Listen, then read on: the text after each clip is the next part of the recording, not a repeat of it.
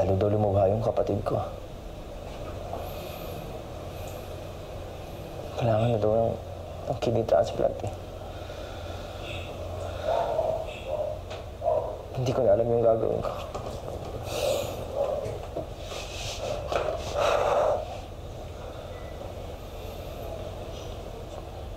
Hindi naman sumasagot sa akin yung nanay mo.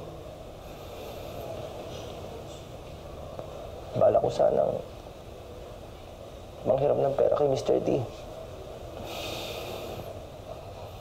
Hindi ko na alam yung gagawin ko eh.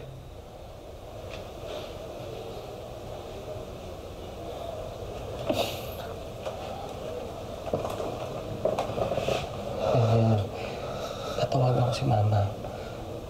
Kaso, sa makalawa pa siya makaka-uwi. At saka, kailangan ko din ng pang-tuition ko. Tapos kulang din yung sweldo ko. Mahal na mahal ko yung kapatid ko.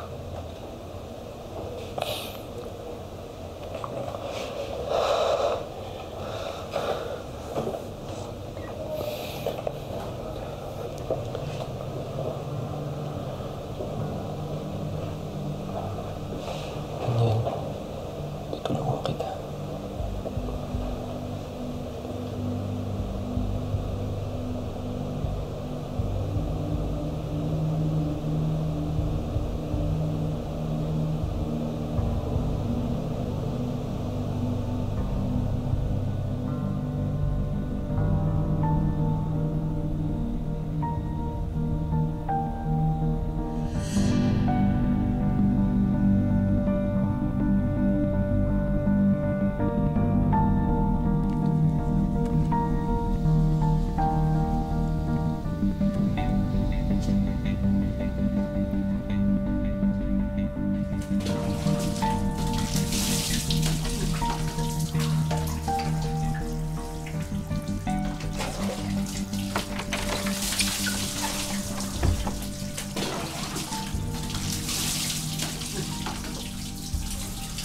Huwag mo nang alalahanin yung nangyari doon.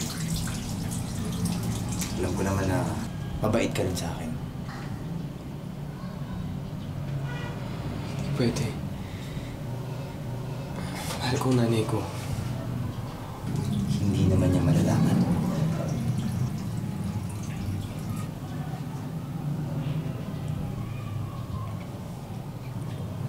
Ayoko. Ayoko.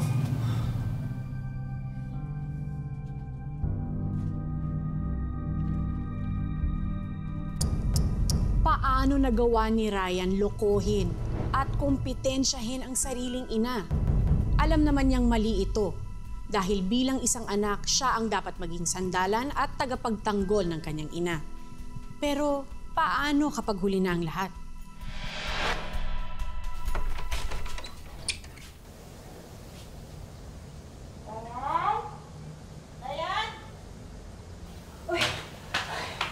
Joseph, pasensya na kayo. Nagtagalan ako. Ay, si Mr. D, di makahanap ng papalit sa akin. Naghanap pa kami kung saan doon.